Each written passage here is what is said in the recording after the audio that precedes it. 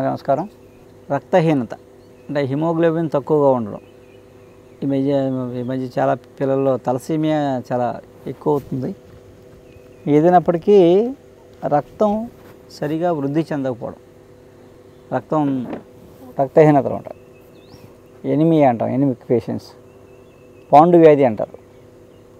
So ఏదైనప్పటికీ రక్తం లేకపోవడం విషయం ఏంటంటే రక్తహీనత, రక్తం లేకపోవడం, హిమోగ్లోబిన్ తక్కువగా ఉండడం. ఈ పదం బాగా అర్థం అవుతుంది అందరికీ బాగా తొందరగానే.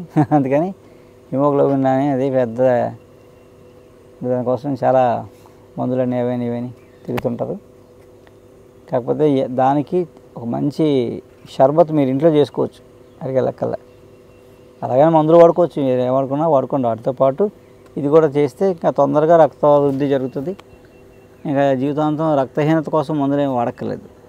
కాబట్టి మనం చేసే షర్బత్ ఎలా చేసుకోవాలంటే దానిమ్మ గింజల షర్బత్ ఎలా చేసుకోవాలంటే దాని పదార్థాలు: దానిమ్మ పళ్ళ గింజల రసం లీటరు, యాలకుపొడి 20 గ్రాములు, బెల్లం కేజీ తీసుకొని ఒక గిన్నెలో పొయ్యి పెట్టి లీటరు రసం ఆ గిన్నెలో వేసి బెల్లం వేయండి. బెల్లం వేసి చిన్న మంట మీద బాగా మరగబెట్టండి. అది మరిగి సగానికి చిక్కగా తయారవుతుంది. అది చిక్కగా తేనెలా తయారవుతుందన్నమాట. అప్పుడు దాన్ని దింపేసి కింద దింపుకొని యాలకుపొడి చల్లి బాగా కలపండి. కలిపి చల్లారిన తర్వాత వడపోసుకొని గాజు సీసాలు వేసుకొని ఫ్రిడ్జ్లో పెట్టుకోండి. రోజు పిల్లలైతే ఓ చెంచా, అంటే పిల్లలంటే 15 సంవత్సరాల లోపు వాళ్ళకి రక్తహీనత ఉంటే ఒక చెంచా రసం, చెంచా షర్బత్ ఒక చిన్న టీ కప్పు నీళ్ళల్లో కలిపి ఇవ్వండి. చాలా రుచిగా ఉంటుంది. పిల్లలు బాగా తాగుతారు డ్రింక్ లాగా. అప్పుడు కూడా సరదాగా ఇవ్వచ్చు, ఇబ్బంది ఏం లేదు. ఆ డ్రింకుల బదులు ఇది ఇవ్వచ్చు. పొద్దున సాయంత్రం 2 పూటలా ఇచ్చారనుకోండి, ఆ పిల్లల్లో ఉండే రక్తహీనత పోతుంది. పెద్దవాళ్ళు అయితే 2 చెంచాలు ఒక గ్లాసు నీళ్ళులో కలుపుకొని తాగాలి రోజు పొద్దున్న సాయంత్రం. బాగా రక్తహీనత అంటే 5, 6, 4 అలా పడిపోయిన వాళ్ళు ఉంటారు ఈ మధ్య. వాళ్ళు కూడా వాళ్ళైతే 2 పూటలా తాగండి. మామూలుగా 9 అబవ్ ఉందనుకోండి, 9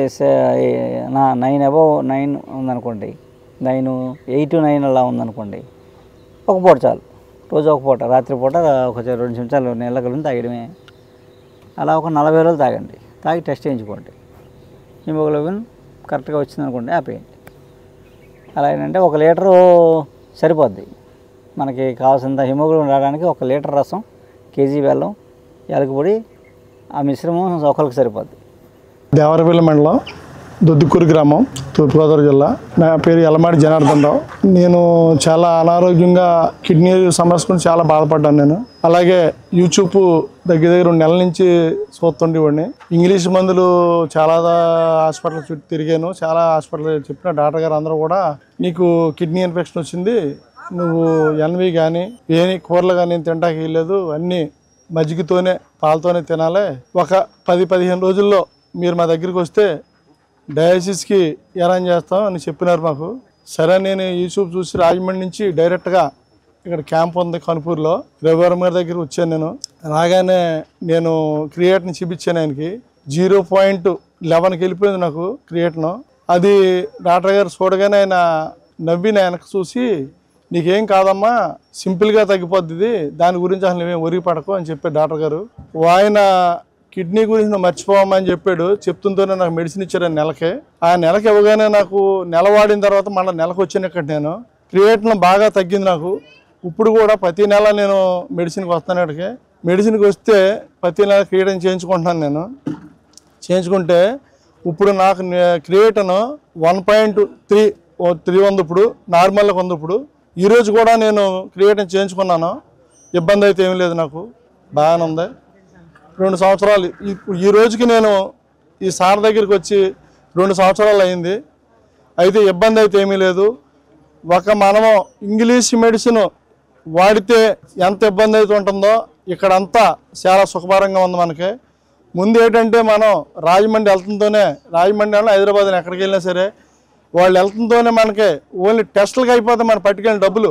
ఇక్కడ మనకి డబ్బులు ఎలాగున్నా డాక్టర్ గారు మనకి ఇక్కడ పొద్దుటే రాగానే మార్నింగ్ రాగానే ఇక్కడ టిఫిన్ అరేంజ్ కానీ మన మధ్యాహ్నం భోజనం కానీ సాయంకాలం భోజనం కానీ వచ్చిన పేషెంట్లకు అందరికి పడక కానీ చాలా సౌకర్యంగా చూస్తున్నారు ఇక్కడ. ఈ ఆయుర్వేద ఇప్పుడు ఎవరైనా సరే మనం ఆయుర్వేద మెడిసిన్కి ఎలిజిబుల్గా ఉంటేనే మన ఆరోగ్యాలు ముందుకెళ్తాయి. గత 50 సంవత్సరాల నుంచి మన పూర్వీకులు ఎలాగైతే భోజనం చేస్తున్నారో అదే భోజనం డాక్టర్ గారు చెప్తున్నారు. అదే మీకు ఇంగ్లీష్ మెడిసిన్కి వెళ్తే ఏమంటారంటే మీరు పొద్దున్నే 2 ఇడ్లీ తినండి, మధ్యాహ్నం కొంచెం తినండి, సాయంకాలం పూర్తిగా భోజనం మానండి, మీరు ఓన్లీ చపాతీలు పులకాలు తినండి అని చెప్తారు వాళ్ళు. ఇక్కడ మా రఘువరం గారు అయితే మీరు 30 సంవత్సరాల కిందట మన పెద్దలు ఎలాగైతే తినేవారో అదే విధముగా అందరూ అదే భోజనం చేయమంటారు. డాక్టర్ గారు ఏం చెప్తారంటే నాకు చెప్పింది దాన్ని ఫస్ట్ని 9 గంటలకు మీరు భోజనం చేయండి, సాయంకాలం మధ్యాహ్నం టిఫిన్ చేయండి, సాయంకాలం మీ ఇష్టం ఏదైనా తినండి, ఇబ్బంది ఏమీ లేదు అని చెప్పారు. అదే విధంగా నేను మెయింటైన్ చేశాను. నాకు ఆరోగ్యం అయితే చాలా బాగుంది. ఇప్పుడు ఇలాగే నేను కూడా చాలామందికి కిడ్నీతో బాధపడి అందరికీ కూడా డయాలసిస్కి వెళ్ళిన వాళ్ళు కూడా డాక్టర్ గారి దగ్గరికి వచ్చారు. చాలామంది కూడా డయాలసిస్కి వెళ్ళకుండా చాలామంది బాగున్నారు. ఇక్కడ రోజుకి 700 మందికి మన ఇంట్లో 10 మంది చుట్టాలు వస్తేనే మనం భోజనం పెట్టలేం. 700 మందికి టిఫిన్ కానీ టీ కానీ మధ్యాహ్నం భోజనం కానీ డాక్టర్ గారు అరేంజ్ చేస్తున్నారంటే ఆయన ఒక దేవుడితో సమానం ఇక్కడ.